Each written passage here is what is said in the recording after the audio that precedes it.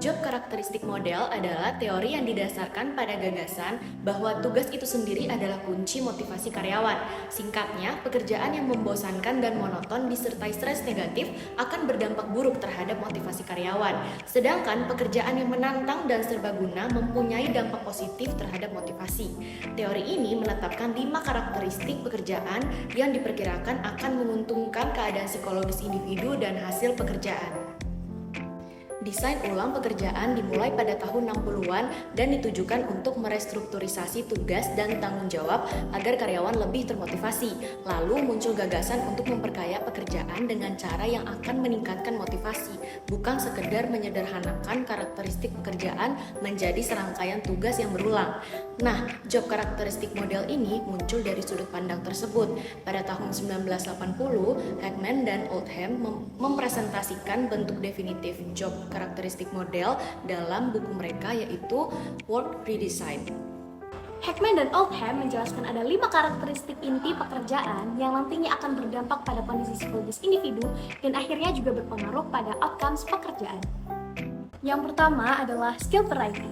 Karakteristik ini tentang sejauh mana suatu pekerjaan memerlukan berbagai aktivitas berbeda yang membutuhkan sejumlah keterampilan dan bakat dari individu. Ketika suatu pekerjaan memanfaatkan beberapa keterampilan yang dimiliki individu, maka individu tersebut mungkin menganggap pekerjaan tersebut memiliki arti yang personal. Yang kedua adalah task identity. Hal ini merupakan sejauh mana suatu pekerjaan memerlukan penyelesaian suatu pekerjaan secara keseluruhan dari awal sampai akhir dan hasilnya dapat terlihat. Dalam hal ini, individu akan menganggap suatu pekerjaan lebih berarti ketika ia melakukan keseluruhan bagian dibandingkan ketika ia melakukan sebagian kecil dari pekerjaan tersebut. Yang ketiga adalah task significance. Maksudnya, sejauh mana suatu pekerjaan memiliki dampak besar pada kehidupan orang lain, entah dalam organisasi terdekat atau lingkungan yang lebih luas. Yang keempat adalah autonomy atau otonomi. Maksudnya, sejauh mana suatu pekerjaan memberikan kebebasan, kemandirian, dan keleluasaan individu dalam mengatur jadwal, serta menentukan bagaimana pekerjaannya harus dilakukan. Individu akan merasa lebih bertanggung jawab ketika memiliki kebebasan dalam mengerjakan pekerjaan mereka. Yang terakhir adalah feedback, artinya sejauh mana aktivitas pekerjaan yang dilakukan individu dapat membuat individu memperoleh informasi mengenai efektivitas kinerjanya. Dalam hal ini, ketika individu mengetahui bahwa kinerjanya bagus, maka ia akan termotivasi untuk terus melakukan yang sama. Sedangkan ketika individu mengetahui bahwa kinerjanya belum optimal, maka ia akan berusaha untuk meningkatkan kinerjanya. Skill variety pada pekerjaan guru meliput penguasaan materi pembelajaran, keterampilan komunikasi, kemampuan berpikir kritis dan penyelesaian masalah, serta keterampilan kepemimpinan. Sedangkan skill variety pada pekerjaan dokter meliputi kemampuan analisis dan problem solving, keterampilan komunikasi, keterampilan emotional intelligence, serta keterampilan kerjasama. Task identity pekerjaan guru adalah bahwa guru mengajarkan materi pembelajaran kepada siswa dari kondisi di mana siswa belum memahami materi sampai akhirnya mampu memahami materi dengan baik. Sedangkan pada pekerjaan dokter adalah bahwa dokter memberikan konsultasi dan pemeriksaan pada pasien, melakukan diagnosis, hingga melakukan berbagai intervensi hingga kondisi pasien membaik. Task significance pada pekerjaan guru adalah membagikan ilmu dan pengetahuan kepada masyarakat, serta memegang peran penting dalam dunia pendidikan suatu negara. Sedangkan task significance pada pekerjaan dokter adalah memberikan pelayanan kesehatan kepada masyarakat, serta berperan penting dalam dunia kesehatan. Otonomi pekerjaan guru didasarkan pada kebijakan pendidikan dan kurikulum yang berlaku, serta instansi tempat mengajar. Sedangkan otonomi pada pekerjaan dokter didasarkan pada instansi tempatnya bekerja, misalkan rumah sakit pemerintah atau swasta, dan juga kebijakan umum. Karakteristik feedback pada pekerjaan guru adalah bahwa evaluasi kinerja dapat dilihat dari hasil pembelajaran siswa atau dari pihak sekolah.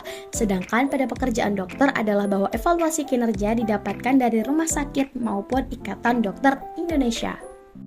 Selanjutnya kita akan masuk ke skor pengindeksan, yaitu Motivating Potential Score. Jadi ini adalah angka yang dihasilkan dari 5 indikator yang digabungkan untuk menilai potensi motivasi secara keseluruhan dari suatu tugas ataupun pekerjaan. Nah, indeks ini mencerminkan seberapa positif atau negatif dampak pekerjaan tersebut terhadap sikap dan juga perilaku karyawan secara umum. Hal ini dapat dihitung dengan menggunakan rumus MPS, yaitu skill variety plus task identity plus task signifikan dibagi 3, kemudian dikali otonomi dan juga dikali feedback. Nah, nilai MPS yang rendah menandakan kurangnya motivasi intrinsik yang mengindikasikan perlunya mendesain ulang pekerjaan. Dari rumus MK sendiri dapat disimpulkan bahwa feedback dan juga otonomi memiliki dampak yang lebih besar terhadap motivasi daripada indikator lainnya. Untuk mencapai kondisi psikologis yang diinginkan atau untuk mencapai ketiga kondisi psikologis, karyawan itu harus mencapai nilai yang tinggi pada kelima indikator tersebut. Oke, selanjutnya kita akan masuk ke work-related result. Jadi apabila 5 karakteristik pekerjaan inti terpenuhi dan juga 3 kondisi psikologis tercapai, karyawan itu cenderung mencapai hasil sebagai berikut. Yang pertama itu adalah kinerja yang tinggi. Jadi karyawan itu akan cenderung mencapai kinerja yang baik yang meliputi menghasilkan pekerjaan berkualitas tinggi dan juga kuantitas pekerjaan yang besar. Kemudian yang kedua itu adalah motivasi tinggi. Jadi motivasi karyawan itu bisa berasal dari sumber eksternal seperti imbalan finansial.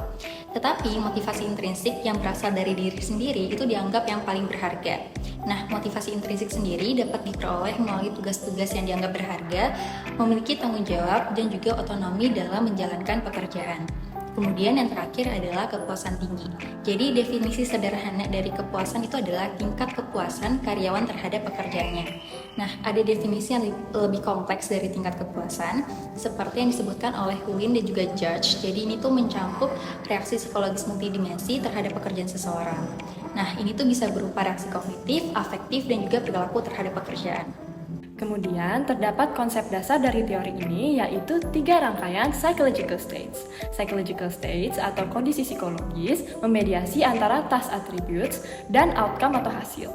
Psychological states ini berlaku pada individual yang menilai dan memberikan skornya itu sendiri. Ketika pekerja memberikan skor yang tinggi terhadap 5 job karakteristik tersebut, maka ia akan merasakan 3 psychological states, yaitu yang pertama adalah mengalami meaningfulness.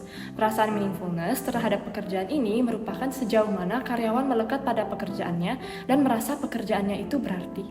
Perasaan meaningful ini dikarakterisasi oleh 3 macam job karakteristik yang sudah dibahas di awal tadi, yaitu skill variation, task identity, dan task importance. Yang kedua yaitu mengalami perasaan bertanggung jawab.